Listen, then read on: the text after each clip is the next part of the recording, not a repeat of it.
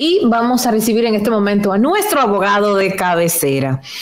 Francisco Álvarez está con nosotros, recién almorzado, sí, para no perder la costumbre. No, se ve bien, se ve feliz. Se ve rozagante, se ve en buen estado de... No, el que tiene hambre, no. Bueno, yo no sé ustedes, pero yo particularmente me pongo de mal humor cuando tengo hambre. El que tiene hambre anda aburrido. Yo mismo, bueno, yo no he comido, pero ya yo me ajusté unas galletas por ahí, porque de verdad que... Bueno, tú picaste, o sea, porque sí está bien. O sea, yo usualmente como después del programa, porque comer antes de las 12 del día, de la 1 de la tarde me cuesta, pero está bien. Francisco, vamos a hablar sobre este tema de la sobrepoblación en las cárceles dominicanas. Un tema del que se ha venido hablando ya hace varias semanas. Se habla de manera cíclica, es bueno decirlo, que no es solamente ahora, o sea, de esto se ha hablado hace años, y es que la Oficina Nacional de la Defensa Pública realizó un informe denominado Condiciones de la Detención y la Prisión 2022, en donde denuncia la sobrepoblación en nuestras cárceles, un tema que se agrava con el tiempo debido a que la medida de coerción es una de las medidas favoritas solicitada, es la prisión preventiva. Y entonces cuando hay prisión preventiva, que dice muy bien el texto de nuestro guión, debería ser la excepción, pero no lo es. Y entonces a mayor cantidad de presos preventivos, ojo, no hablo solamente de los de alto perfil, esos son los menos. Esos son los menos. Ojalá los presos preventivos fueran solamente los de alto perfil, pero no es la realidad. Hay muchísima gente bajo prisión preventiva, que a diferencia de los presos de alto perfil que tienen abogados que pueden hacer valer sus derechos en el momento en que termina, según la ley, la prisión preventiva, como vimos en el caso, por ejemplo, de Jan Alain. Pero señores, hay gente que tiene años en prisión preventiva. Por un salami, Miralba, fácilmente una persona que se robó un salami, que quizá no tiene una defensa adecuada, no puede contratarse los servicios de Francisco Álvarez, o muchas veces...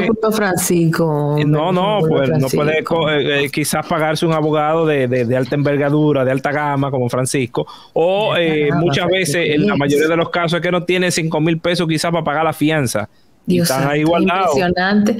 Francisco, eso es así. Tenemos presos preventivos por falta de 5, 10, 15 mil pesos para una fianza y de asistencia legal de calidad. ¿No se supone que el Estado debe darte un abogado de oficio? Bueno, pero dinos la realidad. Sí. Casualmente el informe sale de la oficina que se encarga de defender a los que no tienen quienes lo defiendan, que es la Oficina de Defensoría Pública. Esos son un grupo de abogados. Que no es la oficina del defensor del pueblo. No. Cosa diferente. Perfecto, muy bien. Eso es un grupo de abogados que tiene bajo su cargo la representación de esas personas que al tribunal le expresan que no tienen la capacidad económica de tener un abogado. Entonces, yo voy a una audiencia, yo soy imputado, el juez me pregunta, ¿y tu abogado? Yo digo, no, magistrado, yo no tengo abogado.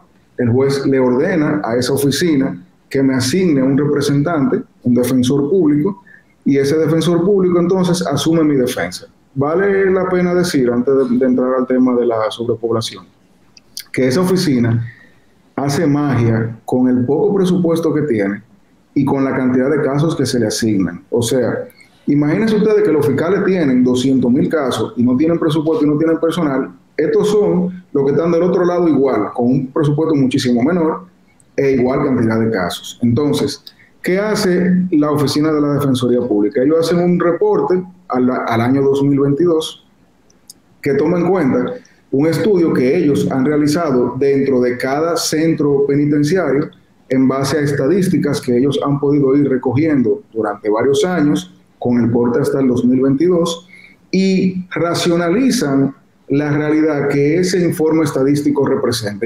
¿Por qué yo me enfoco tanto en el tema estadístico? Porque en nuestro país nosotros tenemos un problema y es que no se llevan estadísticas unificadas.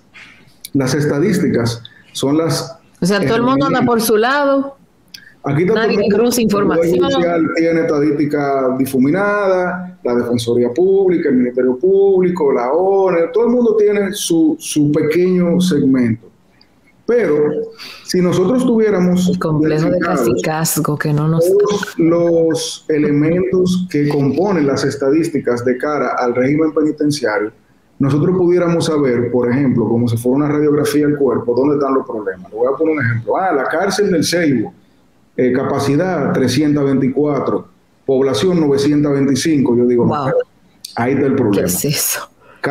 La cárcel de la Fortaleza de Samaná, capacidad 120, población 1200. Ahí tú dices, no, espérate, ahí tenemos que acercarnos a ver qué es lo que sucede. Pero al no ocurrir eso, tenemos que ayudarnos de informes como este, que son, según las precariedades, vamos a decir, económicas que tiene esa institución, el insumo más real de lo que está pasando hoy en nuestro país. Y cuando lo vemos, podemos tomarnos muchísimos razonamientos, muchísimas líneas de pensamiento, pero yo me enfoqué en una, que es la incidencia de la prisión preventiva en la calidad de vida del preso condenado y la exposición de ese preso, entre comillas, inocente, mientras está preso preventivo.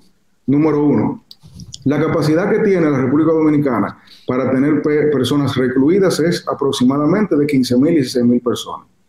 Y la población es 25,000. Eso quiere decir que tenemos 10,000 personas, entre comillas, además, que no se aguantan en el centro o en ningún centro en República Dominicana, y en consecuencia ya de ahí pasamos a interpretar la depresión que eso genera al régimen penitenciario. Número 2, de esos 25,000, donde ya dijimos que hay 10,000, entre comillas, que sobran, hay 60% de presos preventivos. Ese 60% de 25,000 se come, entre comillas, el excedente de la capacidad de la población actual. De ese razonamiento nosotros podemos concluir que si la prisión preventiva no fuese la regla, como lamentablemente lo ha sido en los últimos años, como tú bien decías, no en los casos de perfil, sino eso se aplica, como dijo Ariel, hasta para el que se roba un salame, nosotros tuviéramos un régimen penitenciario que estuviera al nivel, entre comillas, que se espera. Porque si de ese 60% tú le quitas, por ejemplo, un 30, un 25, un 40% de preso preventivo, con otras de las 6 medidas de coerción que distintas a la prisión preventiva, tú tuvieras un régimen penitenciario que en vez de tener 25,000, cuando caben 15, tuviera 14, 13 o 12,000 personas. Y ahí tú estarías asegurando que esas personas que están temporalmente recluidas, ya sea condenados o por una prisión preventiva, estuviesen recibiendo el trato mínimo que un régimen penitenciario en un país como el de nosotros, con tanto avance en otras áreas, le debe garantizar. Ahora bien, ¿cuáles son las soluciones? Las soluciones lamentablemente no existen, o sea, no hay una bola mágica que tú vayas a pedir un deseo y se vaya a solucionar. Sin embargo, si algo debe llamar la alerta de las autoridades es que el estudio estadístico nos permite, como una radiografía al cuerpo humano, entender lo que está pasando y por qué. Desde que yo veo que el 60% de los presos son preventivos y que tenemos un excedente de 10,000 en prisión que no caben porque 15 es la capacidad actual, ya yo veo que la forma más inmediata de uno lograr darle a esas personas una calidad de vida mínima es literalmente atacar el problema de la prisión preventiva. ¿Y cuáles son las soluciones? Bueno, hay 6 tipos de medidas de coerción distintas que se pueden combinar. Exactamente. Si se tuviese un estudio pormenorizado y estadístico, y le voy a poner un ejemplo bien puntual. En el año 2014, aquí en el Palacio de Justicia de Ciudad Nueva, en algunos juzgados de instrucción, se hizo un levantamiento técnico que pudo haber sido que se pueden haber producido otros. Ese es el que yo tengo, 2014. Donde en 4 o 5 juzgados de instrucción se veía el tipo penal y el índice de fuga de ese imputado en el proceso. Si yo agarro esa estadística y yo digo, mira, por robo simple, el robo del salame, digamos, el 92% de las veces el imputado comparece, ya el juez tiene un insumo estadístico de por qué él puede decir, no le impongo prisión preventiva sin que le caigan arriba de que, cuando él quiere.